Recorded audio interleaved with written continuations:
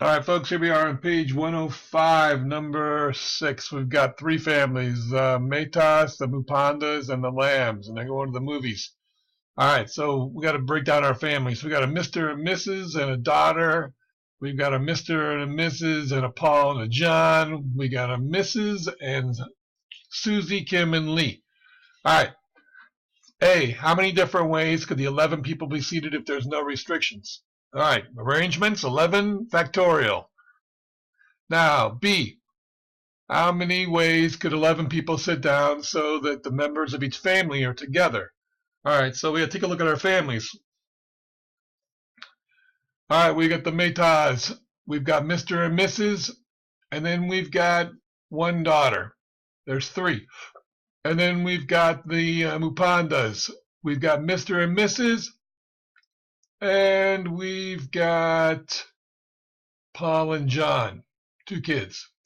And then we've got Mrs. Lamb, so she's by herself. And then we've got daughter Susie, Kim, and Lee. All right, so we're going to keep our families together. There's going to be three groups, and we can find out the number of sequences that they can be. That's 3 factorial. But then each one of the groups can be different arrangements themselves. 3 factorial for the first group, 4 factorial for the second, and then 4 factorial for the third. So when I multiply all that together, I get the total number of ways, or 20,736. Now in C, how many different arrangements will no two adults be sitting next to each other? All right, so let's think about this. How many adults and how many children do we have? We've got 5 adults and we've got 6 children. So first, if the adults are not sitting together, let's take a look at the children. Those are the bars. All right, that's how they are. We got 6, and we can do 6 factorial for the different sequences for them to sit. And then the stars, those are the adults. Now, the thing is, there are obviously more spots the adults can sit in than there are adults. So let's think about the number of spots. The number of spots we've got are 7. So I can give the first one 7 choices, 6 choices, then I have 5 choices, 4 choices, and then 3 choices. And that uses up all 5 of my adults. Or the other way I could do it would be 7 permutation 5. In any case, when I do that, I'm going to find out that there is going to be 1,814,400 different ways for them to sit. All right, now number 7. I got the word possesses, and it's written on 9 cards, and they're all spread out. So we shuffle them, and then we're picking out 4. Now the thing is, the key here is that we're looking at the possible selections. You notice how they say selections and not arrangements? So it's another word for choosing. How many different ways can we choose 4 letters? Well, let's think about this. If we're choosing 4 letters, we got obviously some different situations here. Look at all those S's. We got 5 S's and 2 E's. So let's take a look. What if I've got 4 of a kind? Well, that's going to be 4 S's. And there's only one way that can happen. So that's 1. If I have 3 of a kind, well, I could have SSSP, I could SSSO, and I could add SSSE. All right, now what if we had, say, 2 of each kind? Okay, so I could have SSEE. That's the only way that could happen. All right, now what if I just have 2 of the same letter?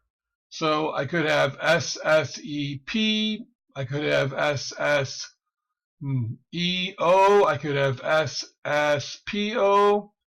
Let's go back now. I could also now do EE and then SP, and I could do EE and then SO, and I could do EEPO. All right, that takes care of all those. All right, now what about if I have all different? Well, that could be, let's see, POSE. That's the only way. That's the only way we can have 4 different letters. All right, so let's count them up. Because remember, order doesn't matter. These are just the different ways that I can put together the 4s. Well, 1, 2, 3, 4, 5, 6, 7, 8, 9, 10, 11, 12. There's 12 different ways for this to happen. 12 different combinations. All right. Now in B, they want to know about arrangements. That's going to be permutations of the 4 letters. Now we can go and look at our combinations and just figure them out. For example, look at our 4 S's. Well, if I've got 4 S's, how many different ways could that be arranged? Well, just one. All right, now what about 3 of a kind? Okay, well, you'll notice I've got 4 letters and 3 of them repeat. And so that's going to be 4 factorial over 3 factorial. But there's 3 different ways that can happen. So I multiply that times 3 and I get 12. All right, what about my 2 of a kind? Well, I've got 4 letters, and then it's going to be 4 factorial, but 2 of them repeat, so it's going to be 2 factorial, and then I'm going to get 6. And then if you look at my 2 the sames, well, let's see, I've got 4 letters, 2 of them repeat in each of the cases. 4 factorial divided by 2 factorial, and then I got 6 of them, so that'll be 72. And then my all different, well, there's 4 different letters. That's 4 factorial. 24 ways to make that happen. If you add them all up, that's going to give you 115 different ways to arrange those. All right, thanks for watching. Hope that helped.